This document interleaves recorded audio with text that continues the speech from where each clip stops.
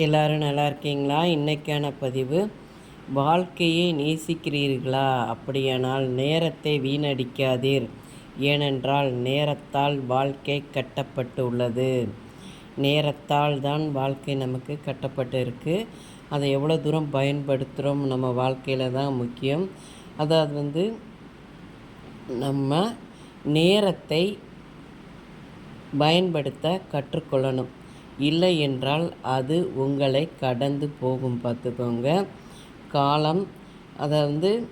காலத்தை அற்ப விஷயங்களில் மனதை செலுத்தாதீர்கள்.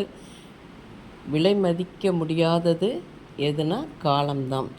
அந்த காலத்தை எவ்வளோ தூரம் பயன்படுத்துகிறோங்கிறது தான் முக்கியம். பார்த்துக்கோங்க. வாழ்க்கையில் காலம் நம்மளை கடந்து போகும்போது, ஐயோ இவங்க கவலைப்பட்டுட்ருக்காங்களே, ரொம்ப வேதனையோடு இருக்காங்களே, நம்ம என்னென்னு கேட்டு போகலாம். காலம் எதுக்கும் நின்று பதில் சொல்லாது. அதோட வழியில் அது போயிட்டே இருக்கும். நாம் தான் அந்த காலத்தை வாழ்க்கையில் எவ்வளோ தூரம் பயன்படுத்துகிறவங்க தான் முக்கியம். பார்த்துக்கோங்க. காலம் உங்களுக்கு தொழில் செய்வதில்லை. அது கோடிக்கணக்கில் பணத்தை எல்லாம் கொடுக்க போகிறதில்ல. காலத்தை நம்ம எவ்வளோ பயன்படுத்தி வாழ்க்கையில் கோடிக்கணக்கில் சம்பாத்தியம் பண்ணுறோங்கிறது தான் முக்கியம். பார்த்துக்கோங்க.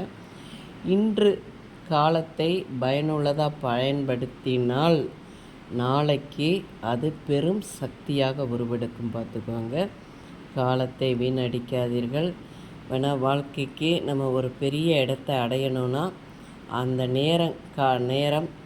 நேரத்தை எவ்வளோ தூரம் உபயோகப்படுத்துகிறோங்கிறது தான் நமக்கு முக்கியம். பார்த்துக்கோங்க.